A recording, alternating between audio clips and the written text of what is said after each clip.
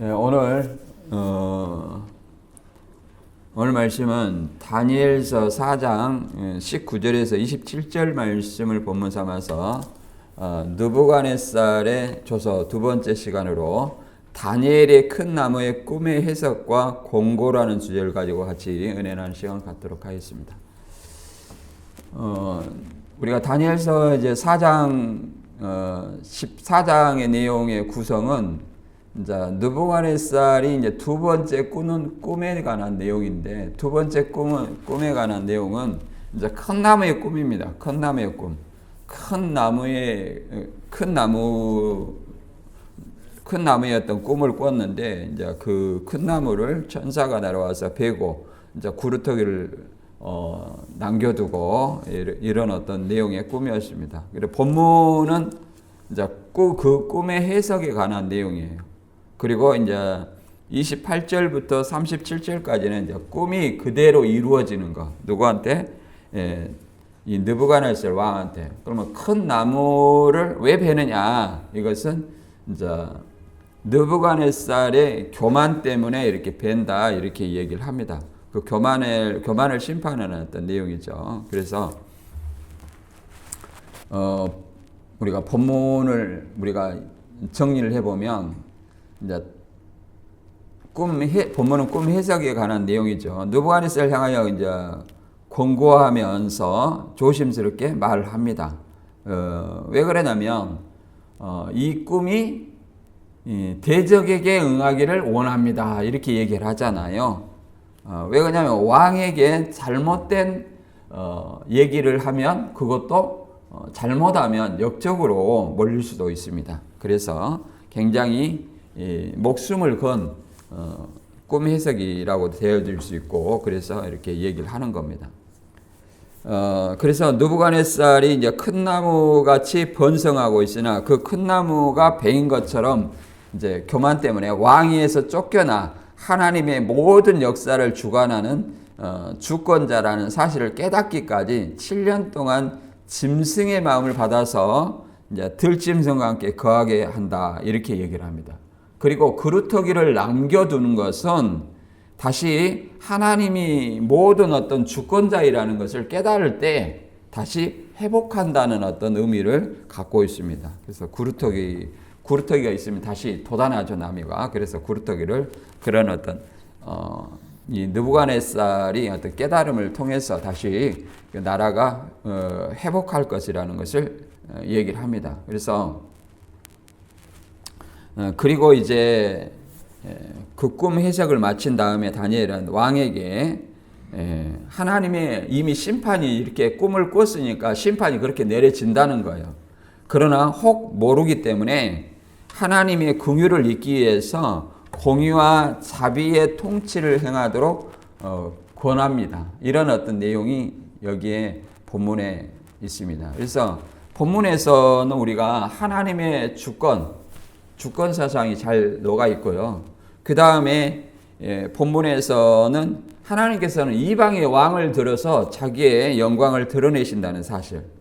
그리고 이 다니엘이라는 어떤 이 선지자는 이방의 왕 앞에서도 진실을 얘기할 수 있는 그런 용기가 있듯이 우리도 주님의 복음을 전할 때 담대히 전해야 될 줄로 믿습니다.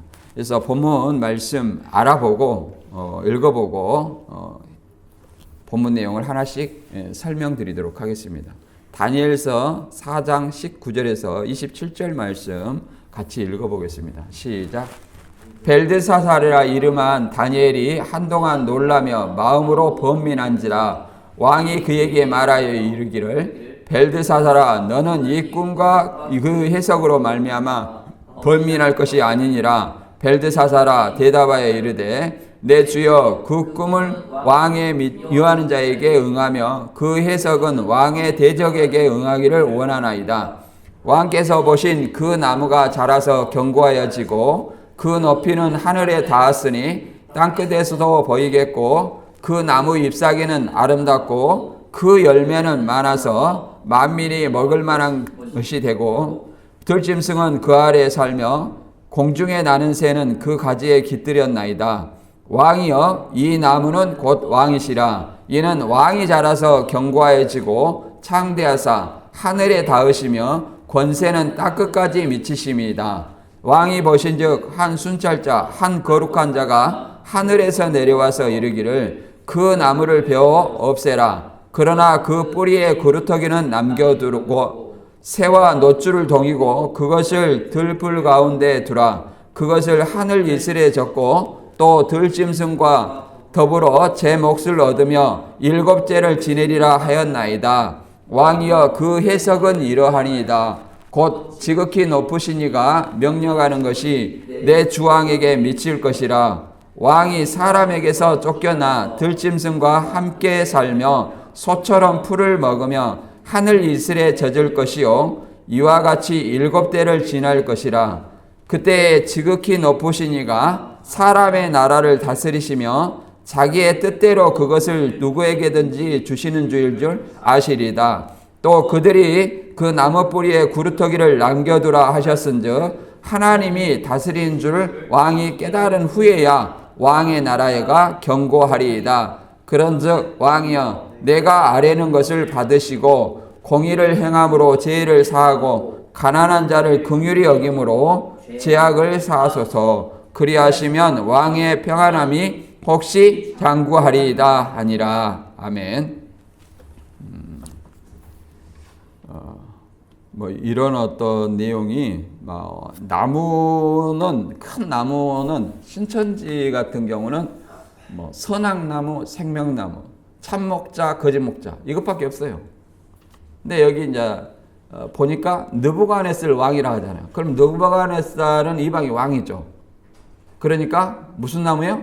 선악나무다 이렇게 얘기하는 거예요.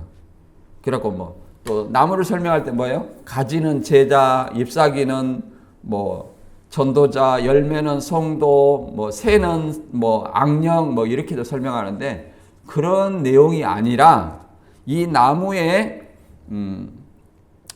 크기가 하늘에 닿았고 모든 어떤 들짐승과 모든 만민이 이 나무 아래 거한다는 것은 말 그대로 느부갓네살의 건세와 위대함이 이렇게 세상 끝까지 미쳤다 이렇게 얘기를 하는 것이고, 그 다음에 그 나무를 베는 것은 이 느부갓네살의 권세가 하늘에 닿았기 때문에 그 교만으로 인해서 이제 천사를 통해서 심판하는 것을 나무를 벤다 이렇게 얘기합니다. 그리고 7년을 지낸다 이렇게 얘기합니다. 7년은 이 심판받아서 들짐승의 마음을 가지고 7년을 보낸다는 걸 얘기해요. 실제로 이렇게 역사적으로 이루어졌다고 얘기를 합니다. 그리고 구루터기는 이제 느부갓네살이 모든 어떤 만물을 주관하시는 주권자가 하나님이라는 사실을 말 그대로 깨달으면 다시 회복한다. 그 나라가 다시 견고한다. 어떤 이런 어떤 내용의 해석을 담고 있습니다. 그래서 이 본문을 통해서 이걸 뭐 선악과하고 차이점은 뭐냐? 선악과는 그 영혼을 죽이는 것이고, 그렇잖아요. 이 나무는 선악과는 뭐 이렇게 거짓 목자 이게 아니라 그 먹으면 영혼을 죽이는, 그렇잖아요. 영혼을 죽이는 사단이 권하는 어떤 그 열매이고, 또 그것을 따먹은 사람은 하와를 통해서 아담까지 따먹고 결국은 뭐였어요? 그 하나님의 명령을 어기는, 하나님의 법을 어기는 그 최초의 죄를 지은 거죠. 그 죄 때문에 모든 어떤 아담의 후손이 죄 아래, 사망 아래 이제 거하게 되었다 이렇게 얘기를 합니다. 그래서 본문의 이 나무는 뭐 죄와 사망 이거하고 관련이 없이 뭘 얘기하는 거예요?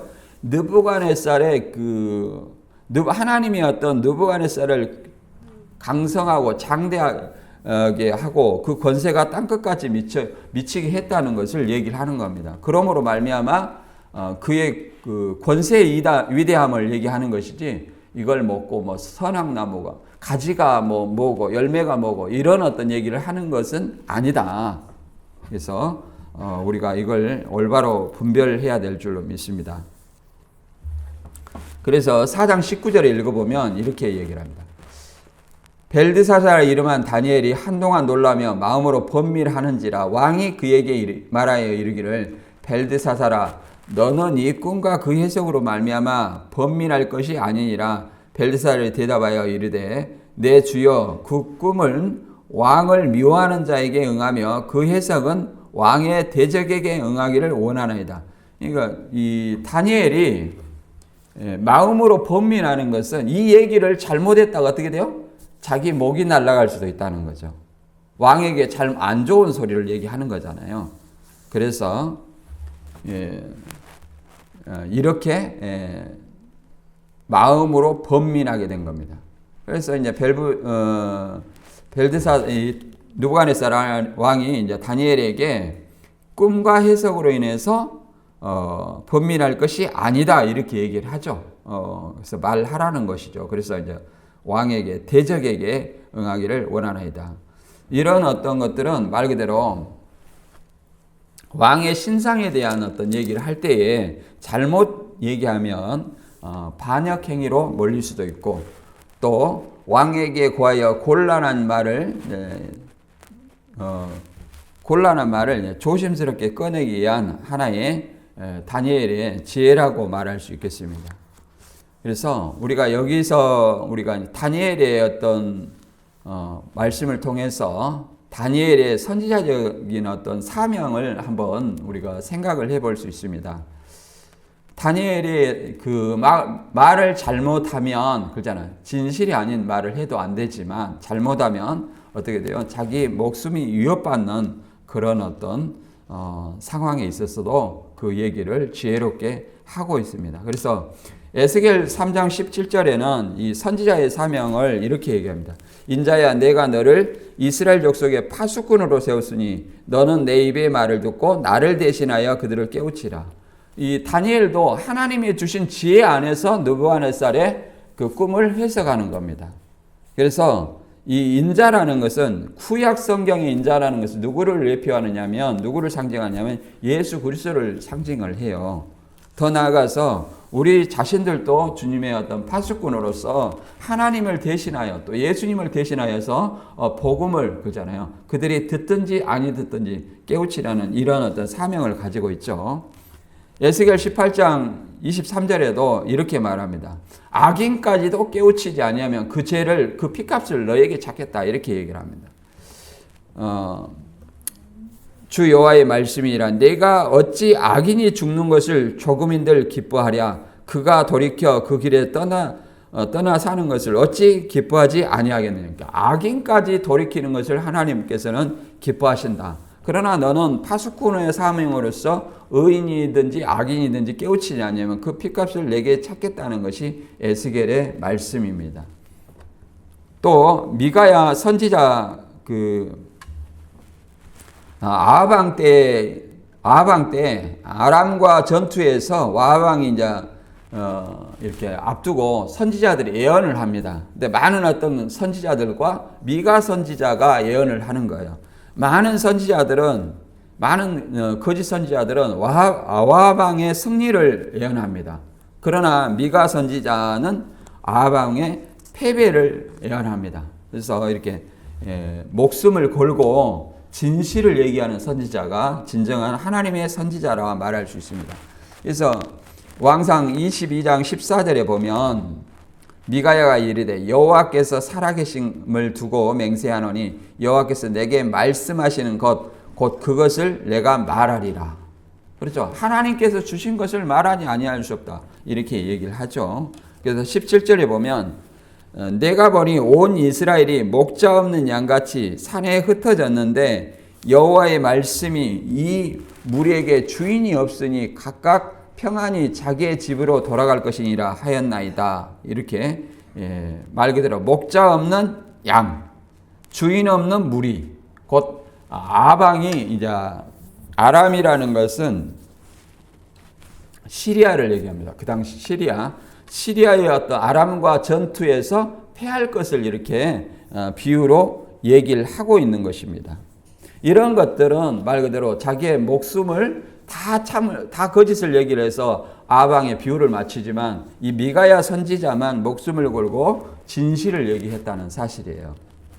그래서 우리도 잠언서 12장 19절의 말씀처럼 진실한 입술은 영원히 보존되거니와 거짓 혀는 잠시 동안만 있을 뿐이니라. 그래서 진실한 입술이 하나님이 보낸 입술이고 그것이 진실이 가치를 드러내죠. 가치를 드러냅니다. 예수님도 마태 10장 28절에 제자들에게 복음을 전할 때 자기를 핍박하는 자를 두려워하지 말고 오직 몸과 영혼을 죽인 지옥에 멸하는 하나님을 두려워하라 이렇게 얘기합니다. 자기를 핍박하고 죽이는 그 사람들을 두려워하지 말고 사람을 두려워하지 말고 누구를 두려워하라? 하나님을 두려워하라 이렇게 얘기를 합니다.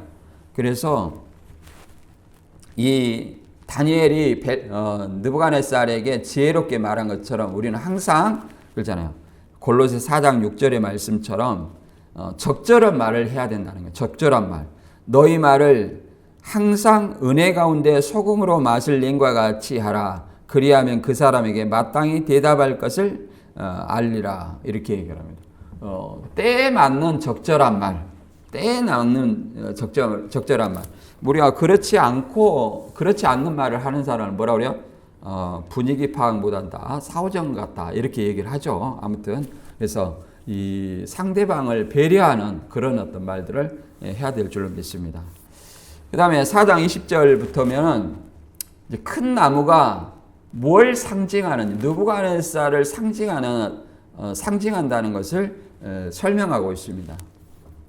이제 이런 어떤 느부갓네살의 상황과 이 느부갓네살이 여기서 본문에서는 느부갓네살이 왜 잘린지를 구체적으로 나와 있지 않아요. 구체적으로 나와 있지 않아요. 그러나 에스겔이나 이렇게 보면 하나님께서 사람이 높아짐으로 교만해 가지고 그것이 결국은 심판받는다는 것을 상징하고 있는 것입니다. 4장 20절부터 읽어볼까요? 22절까지. 왕께서 보신 그 나무가 자라서 견고하여지고 그 높이는 하늘에 닿았으니 땅 끝에서 보이겠고 그 잎사귀는 아름답고 그 열매는 많아서 만민이 먹을 것이 될 만하고 들짐승은 그 안에 거하며 공중에 나는 새가 그 가운데에 깃들었나이다. 왕이여 이 나무는 곧 왕이시라. 이는 왕이 자라서 견고하여지고 창대하사 하늘에 닿으시며 권세는 땅끝까지 미치십니다. 말 그대로 왕이여 이 나무는 왕이다. 그러니까 느부갓네살의 왕의 권세가 그러잖아. 왕이 나라가 견고하여지고 창대하사 하늘에 닿고 권세가 땅끝까지 이르렀다. 이렇게 얘기를 합니다. 그걸 얘기를 하는 거예요. 뭐 가지가 제자고 잎사귀가 전도자고 열매가 성도고 공중에 gat들은 새는 선악나무니까 악령이다. 뭐 이렇게 얘기를 하는 것이 아니에요. 본문의 해석이 다 있어요. 다른 데서 갖다 붙일 필요가 없습니다. 이와 유사한 내용이 왜 이제 이렇게 권세가 하늘과 하늘에 닿았고 땅 끝에서 미치는 이런 어떤 위대한 권세가 왜 잘렸는지를 에스겔서 보면 이 아수르를 이렇게 이와 비슷하게 비유를 합니다. 31장 3절부터 9절 보면 이렇게 말합니다. 볼지어다 아수르 사람은 가지가 아름답고 그늘은 숲의 그늘 같으며 키가 크고 꼭대기가 구름에 낳은 레바논 백향목이었느니라. 이제 아수르 사람을 뭐라고 얘기하는 거예요? 레바논 백향목이었는데 굉장히 크고 구름이 꼭대기가 닿고 이게 똑같은 다니엘서와 같은 설명을 합니다. 그 나무에 물이 많으므로 키가 들의 모든 나무보다 크며 굵은 가지가 번성하며 가는 가지가 길게 뻗어나갔고 공중의 모든 새가 그 가지에 깃들이며 들의 모든 짐승이 그 가는 가지 밑에 새끼를 낳으며 모든 나라가 그 그늘 안에 거하였느니라. 그 뿌리는 큰 물가에 있으므로 그 나무가 크고 가지가 길어 모양이 아름다우며 하나님의 동산의 백향목이 능히 그를 가리지 못하며 잣나무가 그 굵은 가지만 못하며 단풍나무가 그 가는 가지만 못하며 하나님의 동산의 어떤 나무도 그 아름다운 모양과 같지 못하였도다. 내가 그 가지를 많게 하여 모양이 아름답게 하였다니 하나님의 동산 에덴에 있는 모든 나무가 시기하였느니라. 그러니까 이것을 또 이제 에덴 동산의 선악과 이렇게 또 비교를 합니다. 근데 분명하게 차이가 있다. 여기는 분명히 뭐라고 그랬어요? 아수르 사람이라고 얘기를 합니다. 만약에 이것이 선악과면 하나님이 이렇게 이 선악나무를 하늘에 닿게 했고 땅끝에서 보이고 모든 사람들이 이렇게 먹게 했다는 이런 논리가 되는 거예요. 여기에 대해서 이제 이걸 왜 잘랐는지, 왜 이를 심판했는지를 10절과 11절에 보면 이렇게 말합니다. 그러므로 주 여호와께서 이같이 말씀하셨느니라. 그의 키가 크고 꼭대기가 구름에 닿아서 높이 솟아났으므로 마음이 교만하였은즉 내가 여러 나라의 능한 자의 손에 넘겨줄지라. 그가 임으로 대우할 것은 내가 그의 악으로 말미암아 쫓아냈습니다. 이렇게 얘기하죠. 여러 나라에게 능한 자의 손에 다른 나라에게 넘겨준다는 거죠. 아수르를 이렇게 얘기합니다. 아수르를 넘겨준다. 왜 그래요? 그가 악으로 말미암아 쫓겨났다는, 교만하고 악으로 말미암아 쫓겨났다. 그래서 마찬가지로 이 나무가 다밀에 이 나무가 베어지는 것도 결국은 뭐 때문에 베어진다는 거예요? 교만 때문에 베어지는 것을 경고하는 것입니다. 그래서 이제 23절부터 보면 이제 구루터기가 의미하는 왕의 7년 광야 생활과 이제 회복을 설명하고 있는데, 왕이 보신즉 한 순찰자 한 거룩한 자가 하늘에서 내려와서 이르기를 그 나무를 베어 없애라. 그러나 그 뿌리의 그루터기는 땅에 넘겨두고 새와 노줄로 동이고 그것을 들풀 가운데 두라. 그것이 하늘 이슬에 졌고 또 들짐승들과 더불어 제 몫을 얻으며 일곱 대를 지내려 하였나이다. 왕이여 그 해석은 이러하니 곧 지극히 높으신 이가 명령하신 것이 내 주 왕에게 미칠 것이다. 그렇죠? 이 해석을 하는데 이것이 누구한테 미치는 거예요? 느부갓네살 왕에게 반드시 이루어진다는 거예요. 그러니까 이게 꿈으로 끝나는 것이 아니라 이 꿈이 반드시 역사적으로 이루어진다는 것을 얘기를 하는 것입니다. 예언의 성격을 띠고 있죠. 25절에 왕이 사람에게 쫓겨나서 들짐승과 함께 살며 소처럼 풀을 먹으며 하늘 이슬에 젖을 것이요 이와 같이 7대를 지날 것이라. 그때 지극히 높으신 이가 사람의 나라를 다스리며 자기의 뜻대로 그것을 누구에게든지 주시는 줄을 아시리다. 또 그들이 나무 뿌리에 구루터기를 남겨두라 하였은즉 하나님이 다스리는 줄 왕이 깨달은 후에야 왕의 나라가 견고하리다. 이렇게 얘기를 합니다. 그래서 한 순찰자, 한 천사가 나와서 이걸 안전히 베죠. 안전히 베입니다.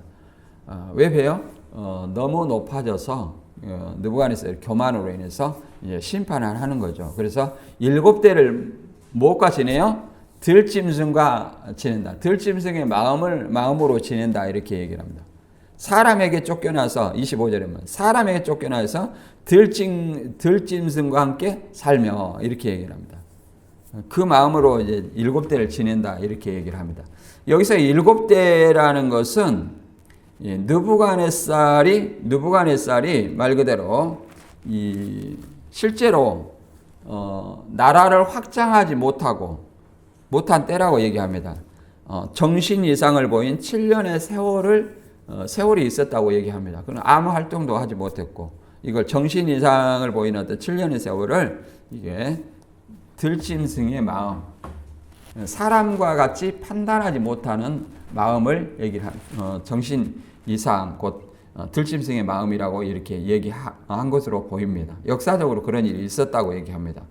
그리고 7대를 지낸다고 얘기했는데 7대 하면 우리가 계시록 12장 6절과 14절에 보면 3년 반을 의미하죠. 한때 두때 반때. 다니엘서 7장 25절에도 한때 두때 반때가 있죠. 이것을 연결시켜서 얘기하는 사람이 있습니다만은 본문은 그냥 실제로 느부갓네살의 7년을 얘기합니다. 어떤 것을 상징하지 않고 느부갓네살 7년을 얘기한다고 볼 수 있을 것입니다. 그래서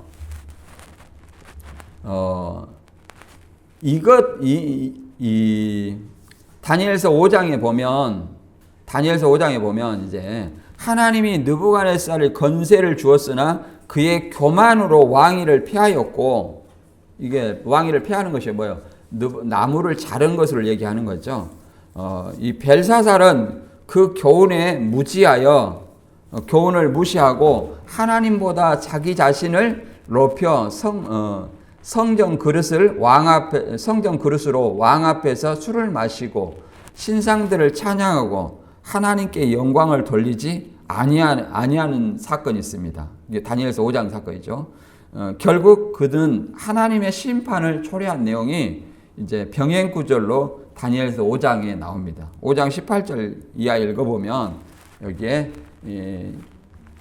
나무가 잘린 것이 교만이라는 것을 분명하게 설명하고 있습니다. 느부갓네살의 아들을 이제 벨사살이라고 얘기하죠. 벨사살. 여기 본문에서는 5장 18절 이하 읽어보면 왕이여 지극히 높으신 하나님이 왕에 붙인 느부갓네살에게 나라와 큰 권세와 영광과 위엄을 주셨고 그에게 큰 권세를 주셨으므로 백성들과 나라들과 언어가 다른 모든 사람들이 그의 앞에 떨며 두려워하였으며 그는 임으로 죽으며 임으로 살리며 임으로 높이며 임으로 낮추었더니 그가 마음이 높아지며 뜻이 완악하여 교만을 행함으로 그 왕위가 패한 바 되며 그의 영광을 빼앗기고 사람 중에 쫓겨나서 그의 마음이 들짐승의 마음과 같았고 또 들나귀와 함께 살며 또 소처럼 풀을 먹으며 그의 몸을 하늘 일슬에 젖으며 지극히 높으신 하나님이 사람 나라를 다스리며 자기 뜻대로 누구에게든지 그 자리에 세우시는 줄을 알기에 이르렀나이다. 여기까지 병행 구절이죠. 그래서 이 느부갓네살이 교만해서 그러잖아요. 교만해서 결국은 왕위가 뺏겼다는 것을 이렇게 설명하고 있는 것입니다. 설명하고 있고. 그런데 이제 벨사살이 아버지의 그런 어떤 역사가 있는데도 불구하고 그것을 무시하고 결국은 성전 그릇을 가지고 술을 마시고 신성모독이죠. 그 다음에 이방의 신상들을 만들어서 이거는 마르둑이나 이런 마르둑이라는 그 바벨론 신의 신상을 찬양했겠죠. 그래서 결국은 심판했다 이렇게 얘기합니다.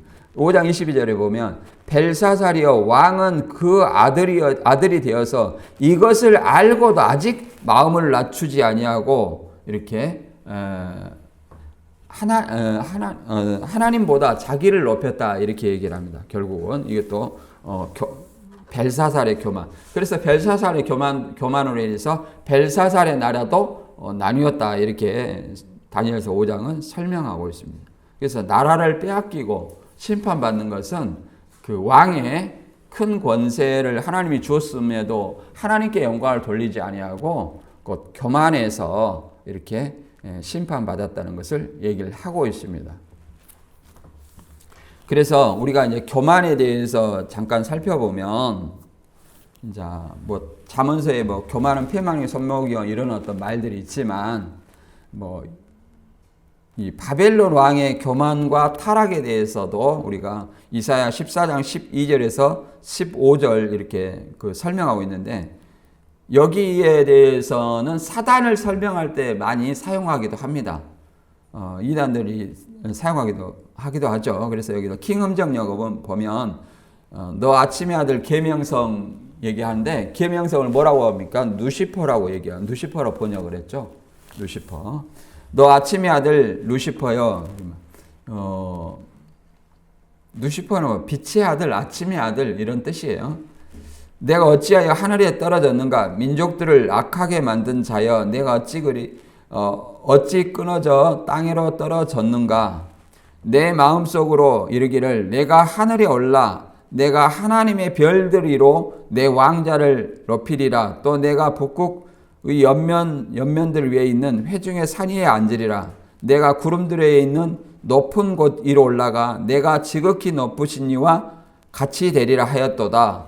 그러나 너는 끌려가 지옥으로 곧 구덩이 옆면들로 내려가리로다. 이렇게 얘기를 합니다. 이것은 바벨론 왕의 교만. 여기서 보면 공통적으로 교만이 뭐예요? 하나님보다 자기를 높이는 거. 하나님보다 덕기를 높이는 거. 하나님을 내세우지 아니고 자기를 내세우는 거. 우리는 어떻습니까?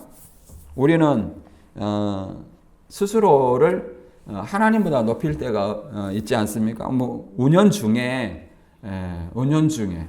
자기를 높이는 그런 행위가 하나님 볼 때는 교만이라고 생각합니다. 늘 겸손 그러잖아요. 교만은 패망의 선봉이요 거만한 마음은 넘어짐의 앞잡이다. 이렇게 얘기를 합니다. 그래서 겸손한 마음을 하나님께서는 원하는 겁니다. 겸손에 대해서는 많이 얘기를 하고 있죠. 여기서도 이 느부갓네살 왕에 대해서 계속 30절의 얘기는 설명하고 있는데 이 느부갓네살이 이제 교만한 내용이 혼자 중얼거렸다. 내가 세운 이 도성, 이 거대한 바벨론을 보아라. 나의 권세와 능력과 나의 영화와 위엄이 그대로 나타나 있지 않느냐. 이 말이 왕의 입에 떨어지기도 전에 하늘로부터 내려오는 말소리가 들렸다. 느부갓네살아, 너에게 선언한다. 왕권이 너에게 떠났다. 그렇죠? 그걸 이 느부갓네살의 권세와 능력과 영화와 위엄이 이 땅끝과 하늘에까지 닿은 것을 뭐라고 말하냐면 큰 나무의 꿈의 비유로 얘기를 하는 거죠. 그것도 하나님이 그렇게 꿈을 주신 것은 하나님이 이 권세를 주었다는 것을 얘기를 하는 것입니다. 그래서 스스로 그 바벨론 나라를 보면서 자기 하나님의 영광을 돌리지 아니하고 이렇게 교만한 어떤 말을 하는 거죠. 그래서 느부갓네살아 너에게 선언한다. 왕권이 너에게 떠났다. 교만한 마음이 입에서 떨어짐으로 말미암아 그렇게 바로 심판의 말을 하나님께서 선언합니다. 우리도 예수님은 생각 자체가 죄라고 얘기하는 겁니다. 근데 생각을 안 하면 우리가 온전한 사람이에요. 생각 자체를 죄라고 하는 거예요. 왜? 모든 죄는 뭐예요? 머릿속에 생각을 먼저 합니다. 그 다음에 죄가 뭐예요? 손과 발이에요. 손과 발. 행동이죠? 행동을 하는 거예요. 그걸로 죄를 짓게 되는 거예요. 근데 여기서도 또 이 느부갓네살은 죄를 지었어요? 생각을 입으로 내뱉었어요. 생각을 입으로 내뱉었어요. 자기의 교만을 입에 걸잖아요. 이 말이 왕의 입에서 채 떨어지기도 전에 이 생각을 가진 이 교만한 어떤 이 자체를 뭐라고 그래요? 하나님께서 아시고 이 교만한 마음을 아시고 왕권을 그에게서 떠나보낸 것입니다. 왕권을 심판하시는 거죠. 그래서 4장 32절에는 내가 사람에게 쫓겨나 들짐승과 함께 살면서 소처럼 풀을 먹을 것이요 이와 같이 7대를 지내서 지극히 높으신 이가 사람의 나라를 다스리시며 자기의 뜻대로 그것을 누구에게든지 주시는 줄 알기까지 이르리라. 이렇게 얘기를 합니다. 이건 실제로 정신 이상으로 7년을 지냈다는 역사적인 어떤 사건을 이렇게 사건으로 신학자들은 보고 있습니다. 그리고 구루터기에 대해서도 설명을 하죠. 구루터기. 그 기한이 참에 나 느부갓네살이 하늘로 우러러 보았더니 내 총명이 다시 내게로 돌아온지라. 이에 내가 지극히 높으신 이에게 감사하며 영생하는 이를 찬양하고 경배하였나니 그 권세는 영원한 권세여 그 나라는 대대에 이르리로다. 이렇게 얘기합니다. 그래서 하나님의 주권, 하나님이 모든 나라를 다스리시며 자기 뜻대로 그것을 이 권세를 누구에게든지 주시는 줄 깨달을 때에 이 구루터기 곧 다시 왕권을 회복시켜준다. 이렇게 얘기를 합니다. 우리가 하나님께서는 당신의 백성만 들어서 역사하는 것이 아니라 이방의 왕을 들어서도 역사한다는 사실을 우리가 알 수 있습니다. 뭐 느부갓네살, 그 다음에 아수르, 그 다음에 또 이방 대표적으로 바벨론 포로에서 기한시켜주는 누구예요? 고레스, 키루스라고 하죠. 페르시아 왕 고레스. 이걸 통해서 알 수 있잖아요. 대표적으로 이 이사야 41장 이후에는 동방의 왕 의인, 뭐 땅끝에서 온 의인, 뭐 이런 어떤 기름 부은 자, 참 목자 이런 어떤 인물은 다 누구를 가리키냐면 고레스를 가리켜요. 고레스. 신천지는 이것을 배도 멸망 이걸로 보기 때문에 이해를 못합니다. 왜? 멸망자가 이방의 왕이기 때문에 멸망자가 결코 구원자가 될 수 없는 거예요.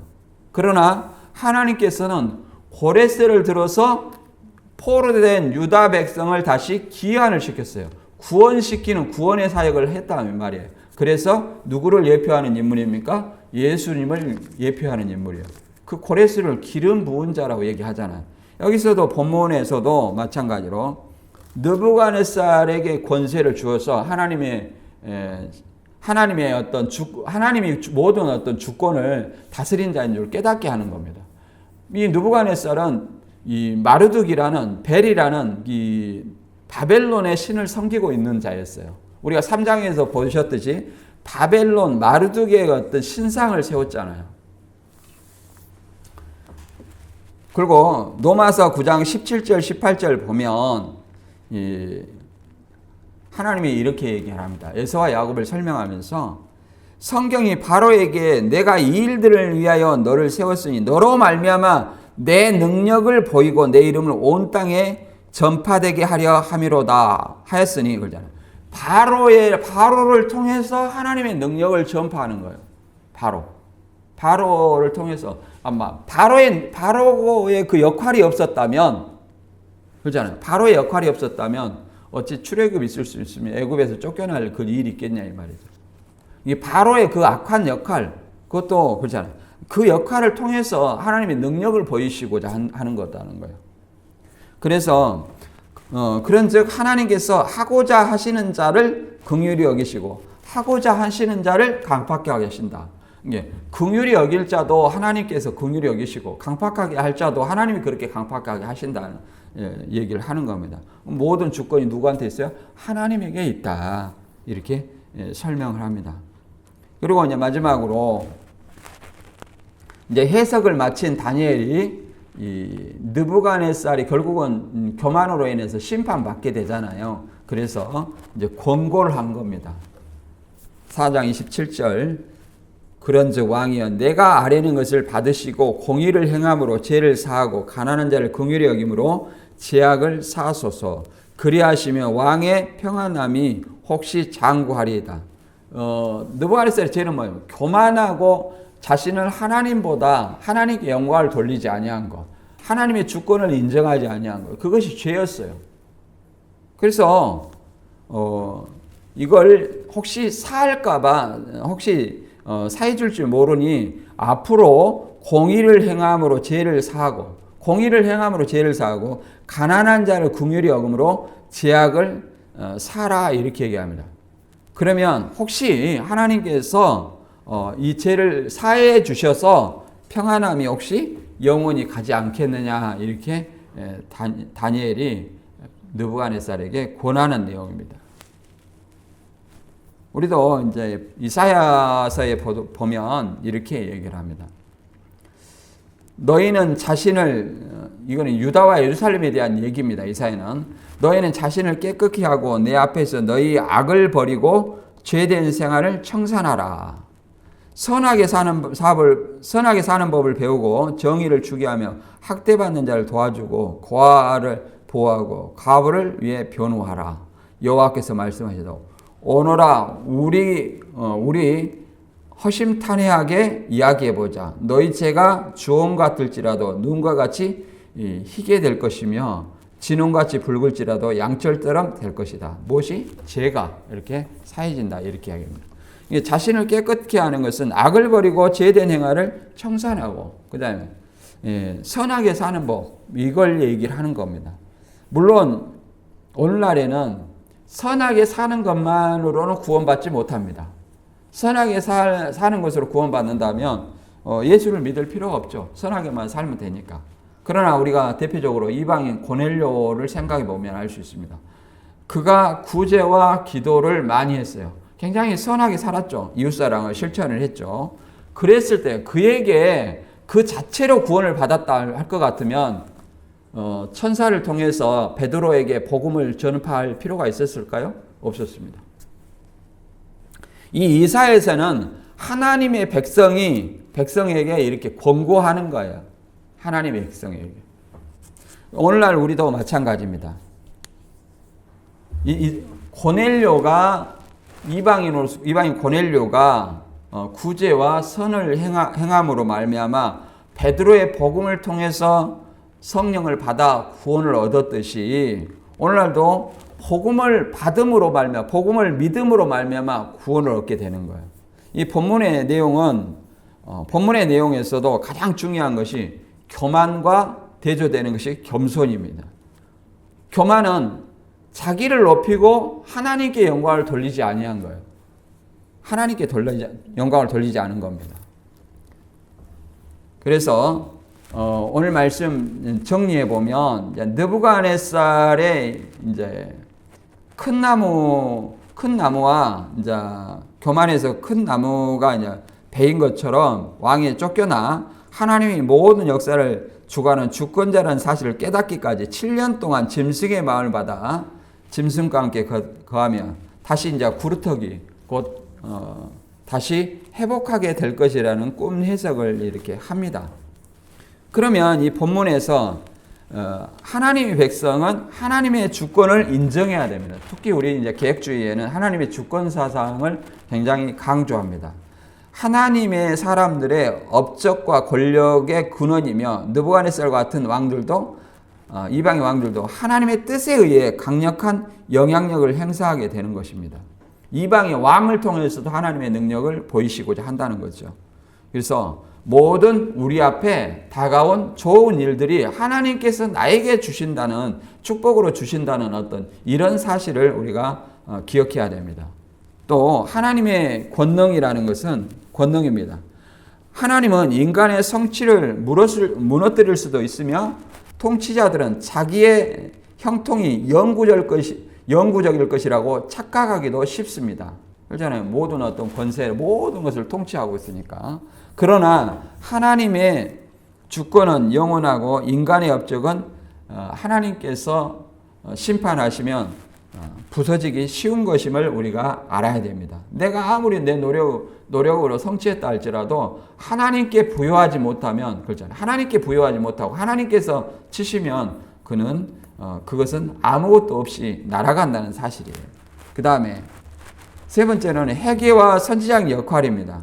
하나님은 선지자를 통해서 죄인들을 회개시키고자 하며 그리스도인들은 성경의 진리를 전파하며 이 불신자의 어떤 세상을 변화시켜야 하는 사명을 가지고 있습니다. 불신자들에게 이제 복음을 전해야 되는 사명을 가지고 있죠.